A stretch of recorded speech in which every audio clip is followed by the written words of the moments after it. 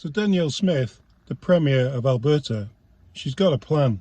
What plan, you may ask? Well, she's got a plan to export LNG. What's LNG, you may ask? Well, you may not ask if you're in Alberta. To put it simply, LNG is gas, but in liquefied form. That's really all you need to know about LNG. Therefore, it can be transported easily to places like India and China, who have coal-powered, what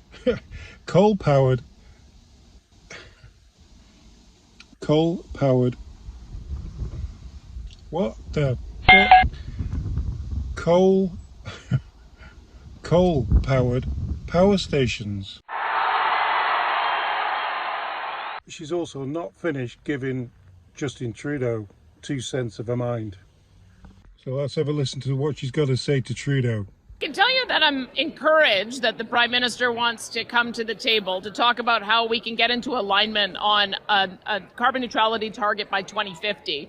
And we're going to be able to work constructively on a few things: carbon capture, utilization and storage, and hydrogen and LNG export, and the development for small modular reactors. But where we still have some sticking points is that we need to have the federal commitment that we're going to be able to get international credit when we reduce emissions abroad.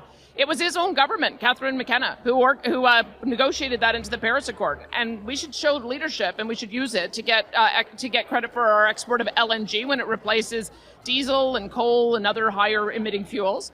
The other sticking point is a net zero power grid by 2035. It's not possible in Alberta. 90% of our power grid is on natural gas. I've made him aware of that. We're doing our own modeling so we can show him what is realistic, and I hope that he will work with us on a longer term strategy. That's one of the reasons we have the working group. And the emissions target. He's talked about an emissions cap that would cause us to reduce emissions 42% by 2030. That's 7 years away. An emissions cap that aggressive is a production cap. It's a violation of our Constitution. And I've told him as well, it's not on. So as long as we can get into alignment on a 2050 target, I think that is what the business community wants to see. They want to see us working together. This is a first step. We still have a few more steps to go. But I'm going to be making sure that I continue to stand up for Alberta. Now let's listen to what she's got to say more on the LNG bit, which is very interesting.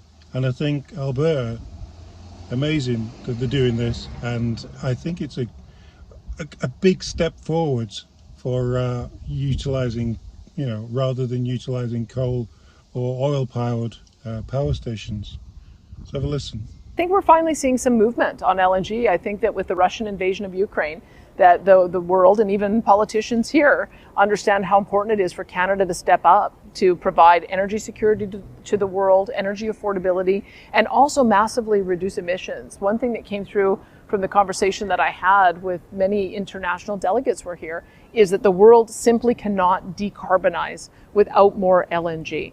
Because when you end up with supply disruptions, like we've seen in the last couple of years, what happens is that countries will turn to coal, and that will just increase emissions. There is a business case for LNG. I wanted that group to know that Canada is open for business, and that they really should be working with the partners who own the resource. Alberta, British Columbia, First Nations partners. We're going to be the ones that are leading the effort, and we're looking forward to the federal government working collaboratively with us. It's important not only for our own domestic economy, important for the Canadian economy, and important for the world.